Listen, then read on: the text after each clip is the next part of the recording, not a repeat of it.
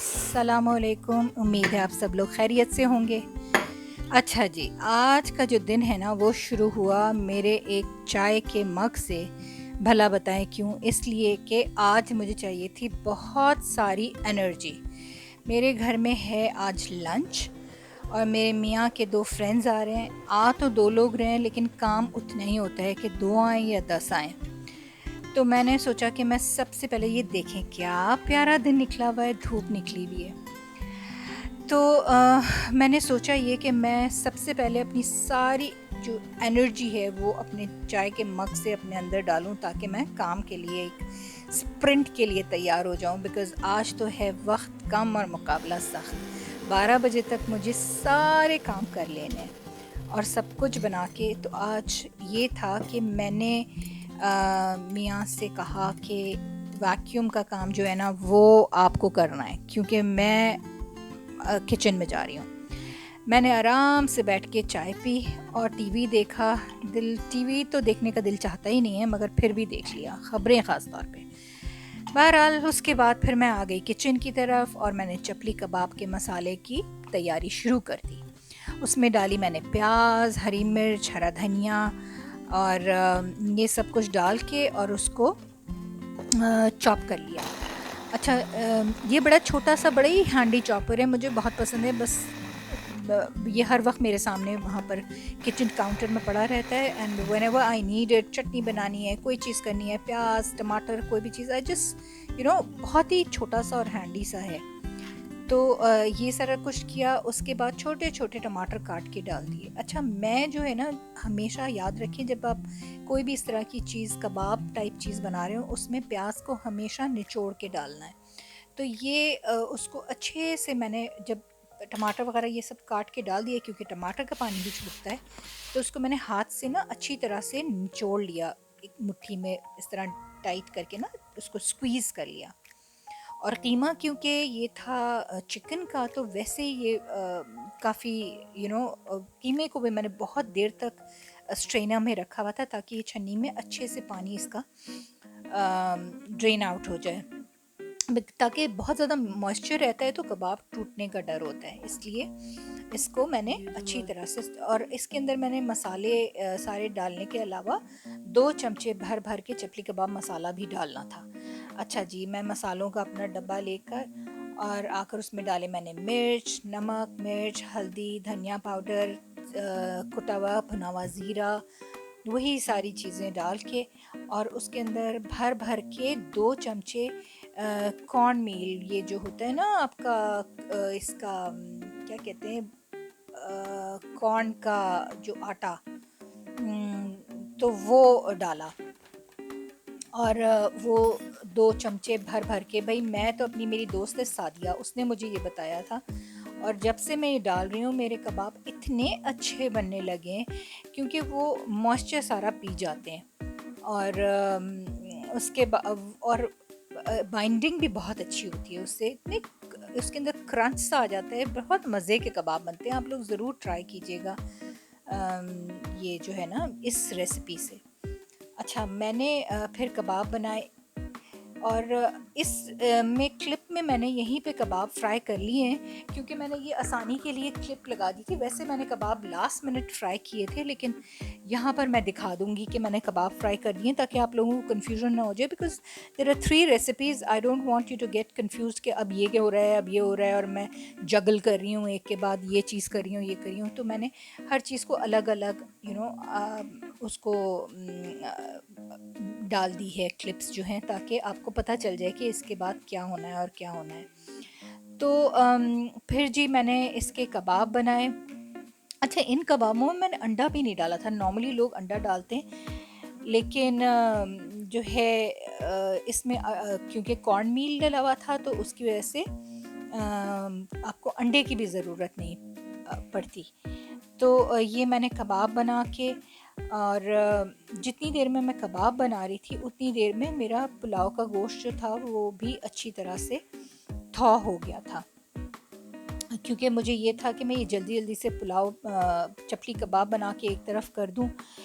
आपके घर में जब दावत है, अब 12 बजे लोग आने हैं, तो you have to be very very organised. आपको हर चीज़ एग्जैक्टली अपनी टाइमिंग सही करके अपनी ऑर्गेनाइजेशनल स्किल्स जो है ना उनको काम में लाना होता है। ये देखें, इतने मज़े के ये चपली कबाब बने थे कि मैं आपको क्या बताऊं, बहुत मज़े के थे। वो लोग भी, मेहमान भी ये कह रहे थे। और क्या कॉम्बिनेशन था पुलाव के साथ चपली कबाब और चिकन हांडी, इट वाज डिवाइन, बहुत मज़े के थे। अब आप लोग सोचेंगे अपने ही खाने की इतनी तारीफ़ करी हो, लेकिन सचमुच बहुत मज़े के थे। अच्छा जी, वो हो गए तो मैं पुलाव का गोश्त निकाला, उसमें डाली, उसके लिए मैंने प्याज, गरम मसाला, शाज़ीरा, जायफल, जवत्री और बादियान, और उसके बाद काली मिर्च और छोटी सब्ज़ इलायची, बड़ी इलायची, लौंग और दारचीनी, और ये जायफल जवित्री मैं बता रही हूँ पूरी नहीं, इसमें से थोड़ी सी बिल्कुल काट के डाली थी। और ये आपका बे लीफ, ये सारी चीज़ें। अच्छा हाँ, जब पहले ज़माने में कितना अच्छा होता था वो पोटली बनाकर और पुलाव उसमें होता था। अब तो वो पोटली वोटली पे तो कहाँ चली गई, ना हमें वो कपड़ा मिलता है यहाँ इंग्लैंड में ना कुछ। तो मैं तो डायरेक्ट डाल देती हूँ सब कुछ। प्याज डाली और गरम मसाला डाला। अच्छा, आज जो पुलाव है ना ये बन रहा है इंस्टेंट पॉट में। मेरी दोस्त है सीमा, उन्होंने मुझसे कहा है कि मुझे ज़रूर इंस्टेंट पॉट की में बना के चीज़ें बताना, ताकि उन्होंने इंस्टेंट पॉट लिया है। तो सीमा देख लो, ये इंस्टेंट पॉट में मैं बना रही हूँ। फिर इसके अंदर पानी, अच्छा इंस्टेंट पॉट में पानी जो है वो जितना डालो उतना ही रहता है, तो इसलिए आपको ख्याल से देखना है कि कितने चावल हैं, उसी के 1.5 गुना जो आपको पानी चाहिए, जितने आपके चावल हैं उतने ही आप उसके नाप से पानी डाल लीजिए। तो वो डाल के और उसके बाद फिर इसका लिड बंद करके, और इसका पीछे जो वेंट होता है उसको आप बंद कर दें, पीछे वेंट को सील कर दीजिए। और इसका जो मोड है सूप का, ब्रॉथ सूप के मोड को आप ऑन कर दें। इसमें बहुत ज़बरदस्त यखनी बनती है। सर्दियों में भी आपको कोई वेजिटेबल्स, चिकन, जो भी चीज़ डाल के सब्ज़ी सूप बनाना है, और इसका यखनी का, या फिर आप जब निहारी के लिए उसकी बोन्स की ब्रॉथ वो निकाल रहे होते हैं, उसमें भी बहुत ये ज़बरदस्त बनता है। अच्छा, अब पुलाव के लिए आगे मैंने प्याज अच्छी खासी 3 प्याज ले ली, क्योंकि ज़रा ज़्यादा सी प्याज फ्राई हो, ऊपर से भी मैं थोड़ी सी डालती हूँ। इतनी देर में ये लो देखें, इसका मतलब है 7 मिनट हो गए ये हुए हुए। ये इंडिकेट कर रहा है, LO का मतलब है कि अब ये हो गया है। और इसको ऑलरेडी 7 मिनट्स हो गए हैं हुए हुए। तो मैंने उसको बंद किया बाय द टाइम वो ठंडा हो, और मैंने प्याज को फ्राई करना शुरू कर दिया। अच्छा, मैं उसको छन्नी में गोश्त को सारा मैंने अलग कर दिया था, और गरम मसाला और वो सारा कुछ जो उसका यखनी थी उसको मैंने छान के अलग कर लिया था, ताकि वो कोई इसके बिट्स एंड पीसेस नहीं आए। अच्छा, ये मैं चेक कर रही हूँ कि गोश्त कितना अच्छा गल गया है, इतना ज़बरदस्त गोश्त गल गया था। और फिर जो अगर थोड़ी बहुत कसर होती भी है, तो जब आप प्याज में गोश्त को फ्राई करते हैं तो वो निकल जाते हैं। अब ये चावल जो हैं ये अच्छी तरह से 1 घंटे पहले मैंने इनको भिगोया था, और ये वही चावल हैं जो मैंने आपको बताए थे, ज़ेब्रा बासमती वाले। ये बहुत अच्छे चावल हैं।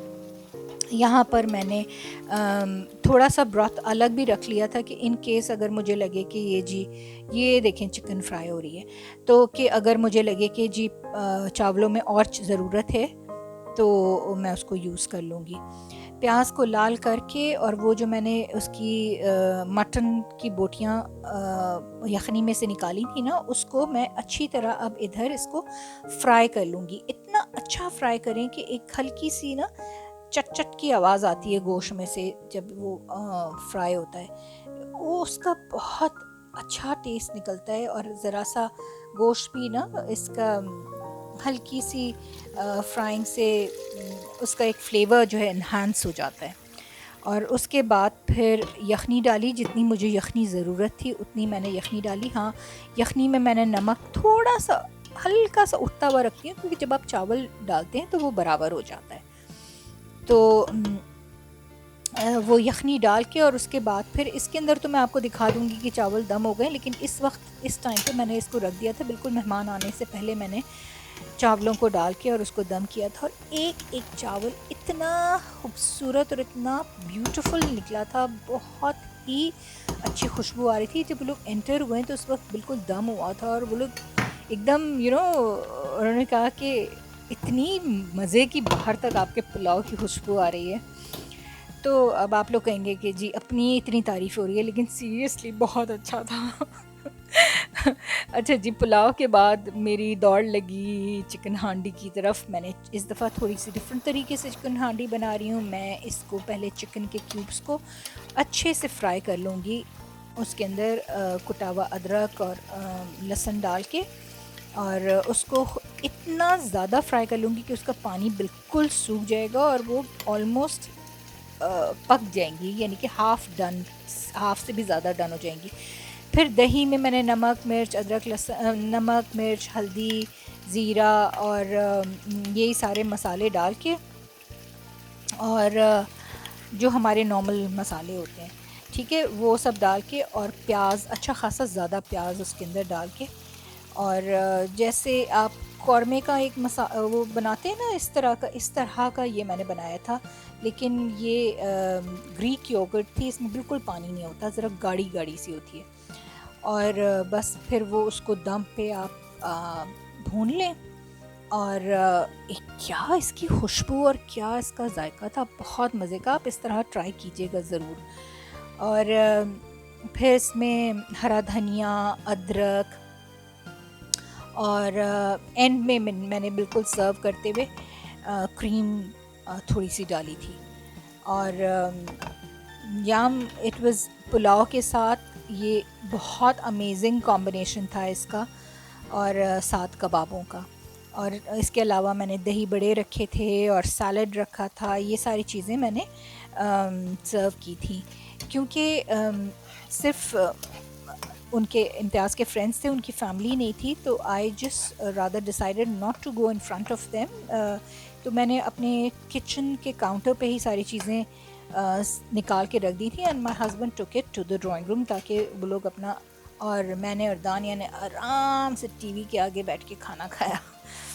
तो फिर ये इसको अच्छे से जब ये फ्राई हो गया चिकन, तो इसको बस दम करके, और फिर मैंने जैसे ही वो लोग आए मैंने खाना सारा सर्व कर दिया। देखिए किस कदर मज़े के चावल लग रहे हैं, और सारी चीज़ें निकाल के और किचन काउंटर पे रख कर, और मैं चली गई। अब उम्मीद है आपको मेरी ये व्लॉग पसंद आया होगा, और इंशाल्लाह अगले व्लॉग में कुछ और नया, अब मैं अपनी हेयर ड्रेसिंग के बारे में भी कुछ आप लोगों के साथ डिस्कस करूँगी।